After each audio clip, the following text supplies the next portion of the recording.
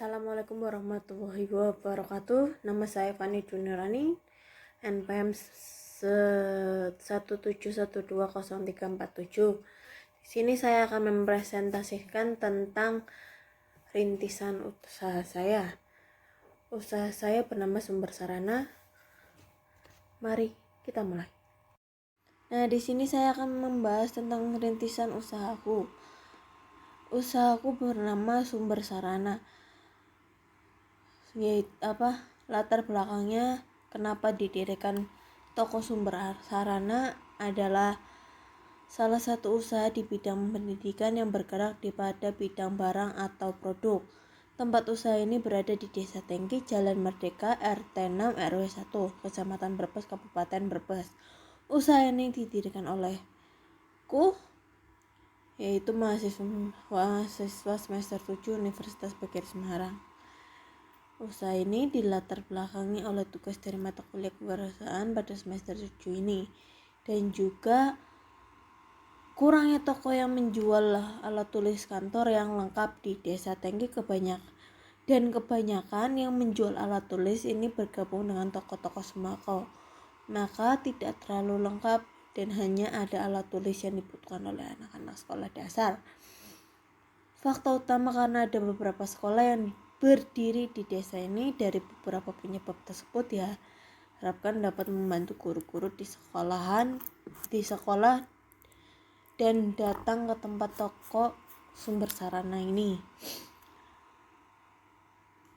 Di sini deskripsinya salah satunya sudah dijelaskan pada latar belakang, dan tambahannya itu Sumber Sarana menjual produk-produk yang bersangkutan dengan sekolah dan kantor. Contohnya ada papan tulis, buku-buku tulis, buku-buku bacaan sekolah, atau bisa buku LKS atau buku dongeng, meja belajar mini, alat tulis, kalkulator, dan masih banyak lagi yang dijual di toko ini. Dan toko Sumber Sarana ini rencananya akan buka setiap hari Senin sampai Sabtu di setiap jam 9 pagi sampai jam 7 malam. Keterbaruan produk atau jasa. Toko Sumber Sarana ini awalnya bermodalkan dari dana yang tidak terlalu banyak terlebih dahulu. Dana ini sejumlah 3 juta dengan pembelian awal, yaitu alat-alat tulis, kalkulator, buku, kertas folio, HVS, dan masih banyak lagi.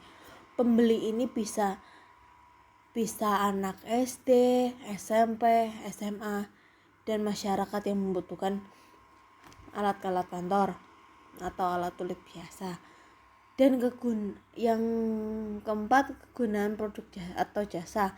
Toko Sumber Sarana ini dapat membantu masyarakat atau anak sekolah yang kekurangan dalam alat-alat tulis dan yang lainnya. Toko ini akan membantu sekolah-sekolah yang kekurangan dalam kebutuhan sarana ringan, contohnya seperti HVS, kapur atau spidol, kertas folio, dan masih banyak lagi.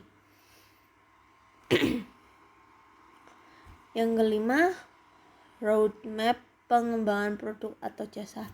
Toko Sumber Sarana ini baru awal akan didirikan. Untuk merekrut karyawan masih ada keraguan, maka untuk menjalankan usaha ini dapat meminta bantuan saudara yang satu rumah. Toko ini akan berdiri di awal, yaitu di rumah orang tua saya, maka untuk melayani pelanggan bisa dibantu oleh keluarga.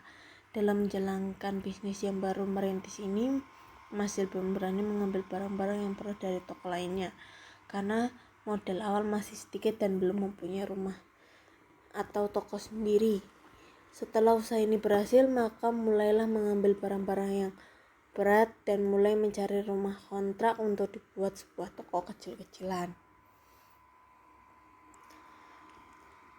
Yang keenam, target pasar. Target pasar yang ingin dicapai oleh toko Sumber Sarana ini yaitu dapat dikenal sampai ke sekolah-sekolah yang ada di luar Desa Tengki, dan dapat juga untuk membuat pelanggan merasa puas dengan layanan dan produk yang toko Sumber Sarana ini jual. Yang ketujuh, rencana pemasaran produk atau jasa. Rencana pemasaran yang saya lakukan dengan cara dengan cara dijual dengan secara manual, dan kita bisa juga dijual melalui online shop atau ditawarkan melalui story WA atau story Instagram. Penawaran juga dapat dilakukan secara manual, di mana kita membagikan sebuah brosur ke sekolah atau kepada pengendara yang melewati toko. Dana penawaran juga melalui internet, dan perlahan omset dapat kembali. Terima kasih. Nah, itulah hasil dari presentasi saya. Saya akhiri. Assalamualaikum warahmatullahi wabarakatuh.